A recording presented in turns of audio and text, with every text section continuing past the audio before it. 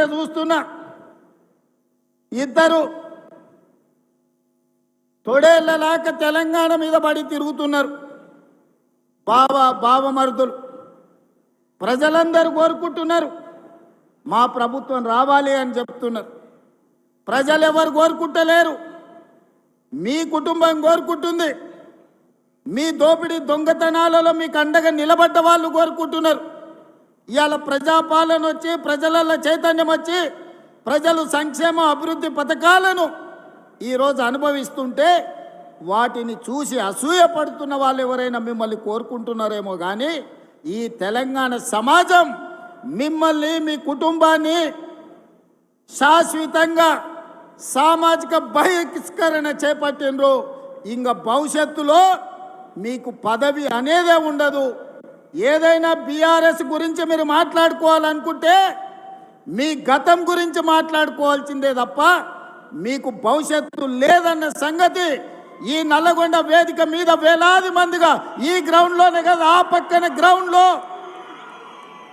మా అక్కలు మా సోదరులు ఈ గ్రౌండ్ పిక్కటిల్లేలా నాగార్జున కాలేజ్ గ్రౌండే కాదు అవతలి సైడ్ నుంచి ఆ పక్క రహదారుల మీద వేలాదిగా నిలబడి జేజేలు పలుకుతున్న ఆ ప్రజలు చెప్పుతున్నారు, మిమ్మల్ని ఉప్పు పాతర వేసినాం, మళ్ళా మిమ్మల్ని మొక్క కూడా మొలవనీయమని నల్గొండ జిల్లా ప్రజలు చెప్తున్నారు. నేను నడుచుకుంటూ వస్తున్నప్పుడు కొంతమంది యువకులు వచ్చి, అన్న తులసి వనంలో గంజాయి మొక్కలాగా గా సూర్యాపేటలో ఒకడు జానెడోడు మిగిలిండు, ఆ జానెడును కూడా మళ్ళా మొలవనీయం, మా ఎంకన్న మీద 3 అడుగులు ఎగురుతుండు, మళ్ళసారి చూసుకుంటామని వచ్చి యువకులు సూర్యాపేట వాళ్ళు నాకు చెప్పారు.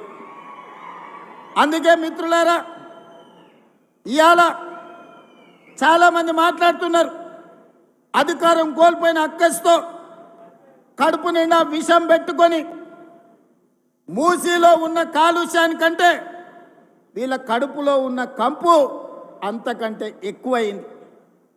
కాంగ్రెస్ ఏం చేసిందని నన్ను అడుగుతున్నారు. రేవంత్ రెడ్డి 2.5 ఏళ్లలో ఏమి తెచ్చిండు అని అడుగుతున్నారు. నేను ఇవాళ సూటిగా ఈ వేదిక మీద నుంచి మీడియా మిత్రుల సమక్షంలో నేను ఒక్క మాట చెప్పదలుచుకున్నా. ఎప్పుడు అడిగినా ప్రత్యేక శాసనసభ సమావేశాలను మా కౌన్సిల్ని సుఖేందర్ రెడ్డి గారు స్పీకర్ గారి అనుమతి తీసుకొని సమావేశాన్ని ఏర్పాటు చేస్తాం. 10 సంవత్సరాల బీఆర్ఎస్ పాలన, 12 సంవత్సరాల బీజేపీ పాలన, 2.5 సంవత్సరాల మా పాలన, మీ 2014, 2018 ఎన్నికల మేనిఫెస్టో, బీజేపీ 14, 19, 24 ఎన్నికల మేనిఫెస్టో మీద ప్రత్యేక సమావేశాలలో చర్చ చేద్దాం.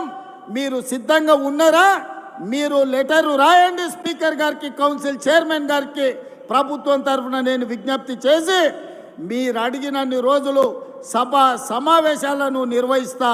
అక్కడే తేల్చుదాం ఎవరు ఏం చేసిండ్రో తెలంగాణ కోసం. తెలంగాణ రాష్ట్ర ఏర్పాటు నుంచి తెలంగాణ రాష్ట్ర కోసం చేసుకున్న ఆత్మ బలిదానాల వరకు ఏ విషయమైనా ప్రత్యేకంగా చర్చ చేద్దామని నేను ఈ సందర్భంగా సవాలు విసురుతున్నా. ఇవాళ 10 ఏళ్లలో మీరు, నేను మా అక్కల్ని మా ఆడబిడ్డలు ఉన్నారు, పాలపిట్టలు ఎక్కున్నారు.